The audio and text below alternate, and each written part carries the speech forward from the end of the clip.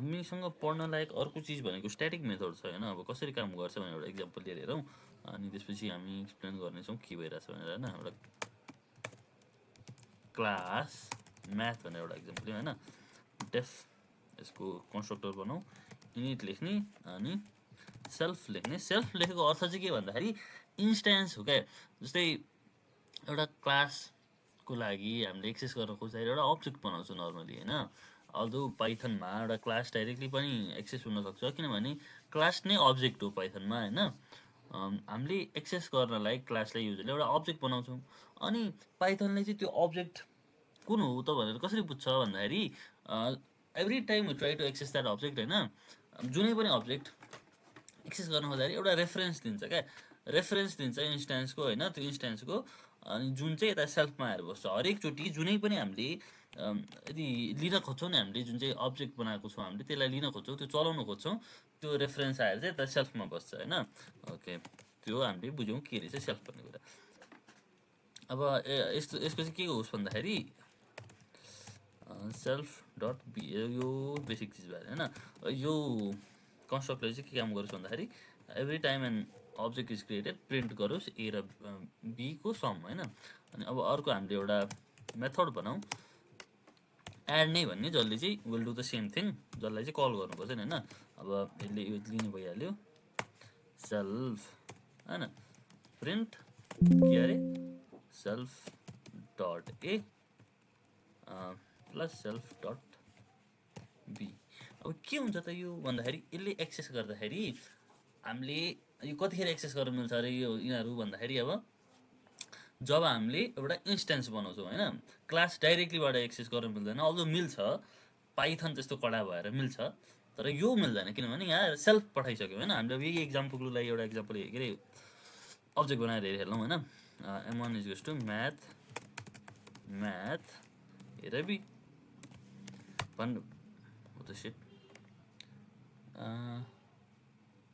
के भयो, ए is not define, space भएर हो त होइन होला द्याट त ए के ए र बी नै लेखेको छु मैले होइन। अब यो सबै गाइज यो 2 र 3 होइन। ल भनेपछि यसले प्रिन्ट गर्यो किन। अब यो जब हामीले यो इन्स्ट्यान्स लिन खोज्छौँ यसको योद्वारा एक्सेस गर्नुपर्छ नि त होइन।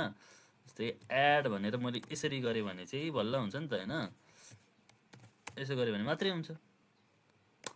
तर what if I don't want it to be क्या निर्भर अफ एन अब्जेक्ट, क्या एउटा अब्जेक्टको निर्भरता नहोस् भनेर मैले चाहन्छु भने के गर्न सक्छु, हो यस्तो पनि गर्नु मिल्छ। डेफ एड सबरेक्ट लेखौँ न, अब सबरेक्ट लेखौँ के गरौँ भन्दाखेरि ए र बी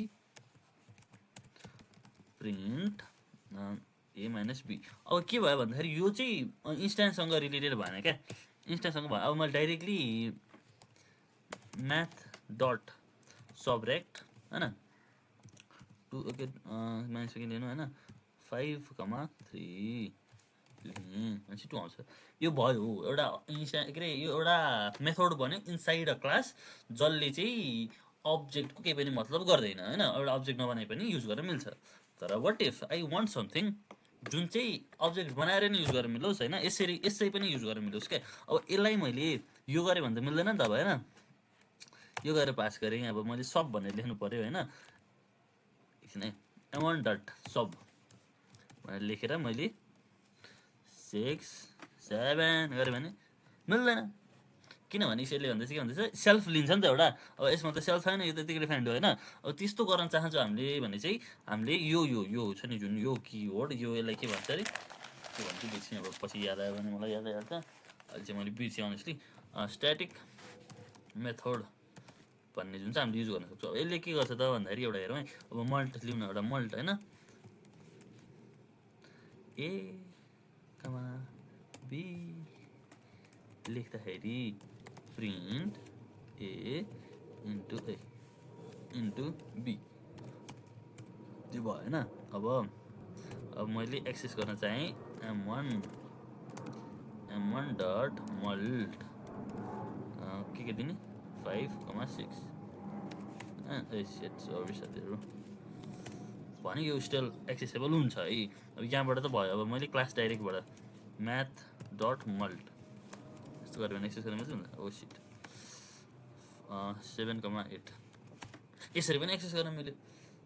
यो चाहिँ अब के अरे स्ट्याटिक मेथड चाहिँ के हुन्छ भन्दाखेरि यो बिलोङ गर्दैन अब्जेक्टसँग पनि क्लाससँग पनि होइन। अल्दो अब क्लासको सिन्ट्याक्स लेख्दाखेरि क्लासभित्र हुने भयो त्यो छुट्टै कुरा हो, but it does not depend on यो पनि अब्जेक्ट पनि क्लास पनि होइन। यतिकै गर्न मिल्यो।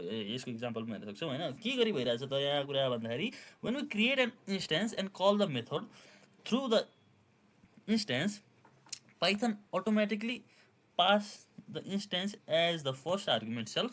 के भन्दाखेरि जब एउटा इन्स्टेन्स भनेर हामीले जब युज गर्न सक्छौँ त्यो सेल्फ चाहिँ अटोमेटिक पास गरिदिन्छ होइन as a first argument, so that the method knows which object it is operating on. But in case of static method Python does not automatically pass the instance, so no self is added.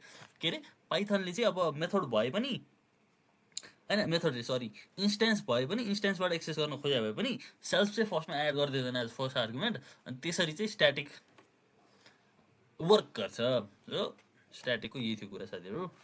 Okay.